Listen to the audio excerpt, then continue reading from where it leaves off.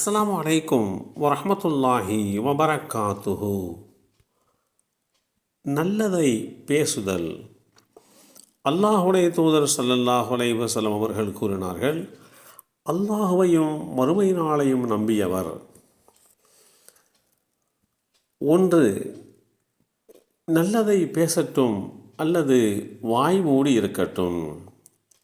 இந்த செய்தி ஸஹீஹ் முஸ்லிமில் 77 என்ற எண்ணிலே பதிவு செய்யப்பட்டிருக்கிறது.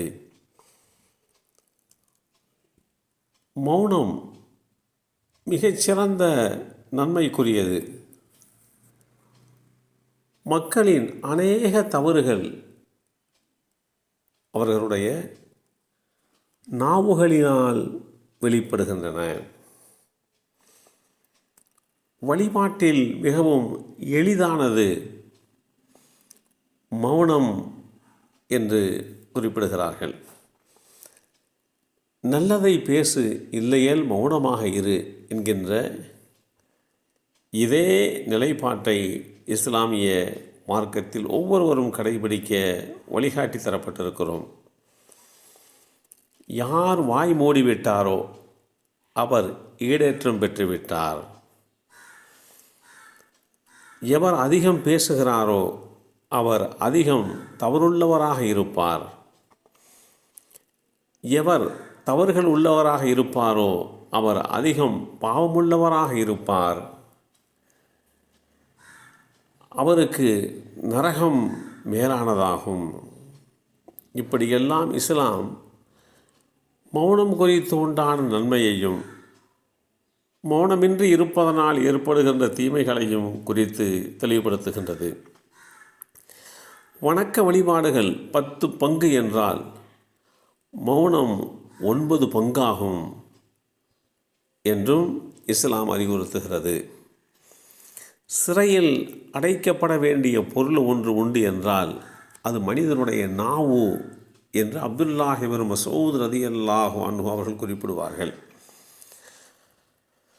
அனைத்து அறிவார்ந்த வார்த்தைகளுமே மனிதனுடைய நாவை அடக்குவது பற்றி தான் அறிவுறுத்துகின்றன. நாவை தாராளமாக புழங்கவிட்டால் என்னென்ன பிரச்சனைகள் வரும் என்பதை நன்றாக நாம் எல்லாம் விளங்கி வைத்திருக்கிறோம். மனிதர்களை நல்லவர்களாக்குவதும் தீயவர்களாக்குவதும் இந்த நாவுதான். நல்லவர்களை கொலையாளியாக்குவதும் கொலையாளியை குணமாளியாக்குவதும் அதே நாக்குதான். அதே நாக்குதான் கவனத்திற்கு உரித்தான ஒன்றாக இருக்கிறது. இந்த நாக்கு சுவர்க்கத்திற்கு கொண்டு போகும், நரகத்திலேயும் தள்ளிவிடுவதற்கு காரணமாக அமைந்துவிடும். நாக்கு ஒரு சதை துண்டுதான், சில அங்குலம்தான் அது இருக்கிறது. அது செய்யக்கூடிய அட்டூழியம் கொஞ்ச நஞ்சம் அல்ல. கொடுமைக்கார அரசனின் நாவினால், அவனால் இடப்பட்ட உத்தரவினால் கோடிக்கணக்கான மக்கள் பாதிப்பு அடைவது உண்டு. அதே நாவை நல்வழிக்கு திருப்பினால் இந்த உலகம் பூத்து குலுங்கும் என்பதுதான் நிதர்சனமான உண்மை.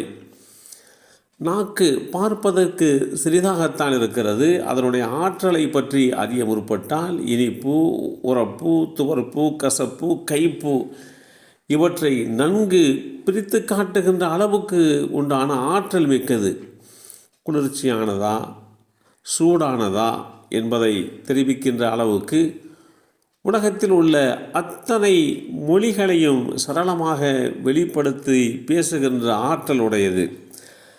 அந்த நாவில் இருக்கக்கூடிய வல்லினம், மெல்லினம், இடையினம் எல்லாம் அதற்கு கைவந்த கலை.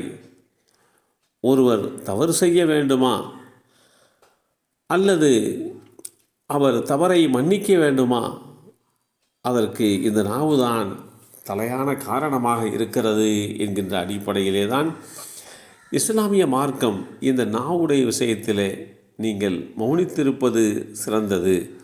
அதிகமாக பேசுவதனால் பாவம் அதிகரிக்கும், மௌனமாக இருப்பதனால் நன்மை கிடைக்கும் என்று இஸ்லாம் வழிகாட்டி தருகிறது. அத்தகைய நடைமுறைகளை பின்பற்றி மௌனத்தை கடைபிடித்து தேவையான பேச்சுக்களை மட்டும் பேசி நன்மையை அடைந்து கொள்வதற்கு அல்லாஹ் அருள்பாலிப்பானாக. அஸ்ஸலாமு அலைக்கும் வரஹ்மத்துல்லாஹி வபரகாத்துஹு.